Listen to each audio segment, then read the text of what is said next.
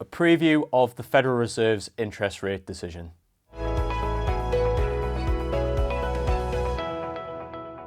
Good morning and welcome to True Potential's Morning Markets. In today's video, we'd like to have a look at what asset markets returned last week before focusing on the week ahead. So to begin with equities, they were up 1.7% if we look at a global index of equities. So that is obviously good for investors. Leading the way was emerging markets, up 4%. And then we had the likes of the US, Europe and Japan, all returning about 1.5 to 1.7%. So a very strong environment for investors.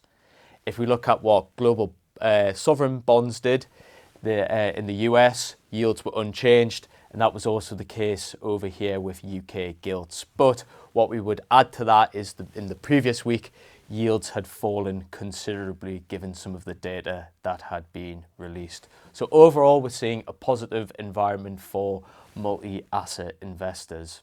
Now, focusing in on the week ahead, we'd normally have some data prints that were very significant to the market, and that would be the likes of UK employment and inflation prints from both the UK and Europe. However, what will markets be focusing on this week?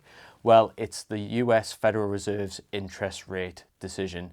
Now, to review and give our viewers an idea of where we are in terms of the backdrop, well, to begin with, we should note that the Fed has a dual mandate, unlike some other central banks.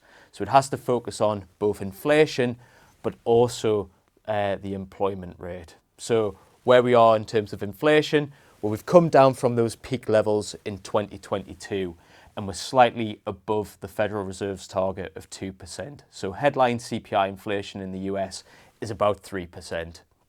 However, where we've seen the more significant change is within the labour market data, where we've seen some of the NFP prints become quite low, but we also had that big revision last week where we saw that 900,000 jobs had been overstated in previous reports. And that was reflected when Chair Powell was speaking at Jackson Hole, stating that policy rates might have to be adjusted to reflect that labour markets have been weaker. So where are we in terms of markets?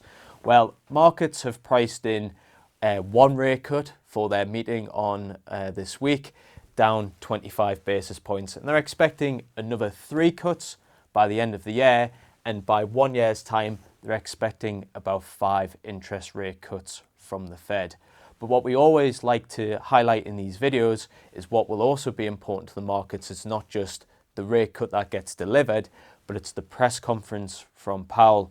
And this meeting is where they release their summary of economic projections. So in that document, the Fed will provide updated forecasts on GDP growth, inflation, employment, and also where they think policy rates are going in the future. So markets will be very much interested in those stats.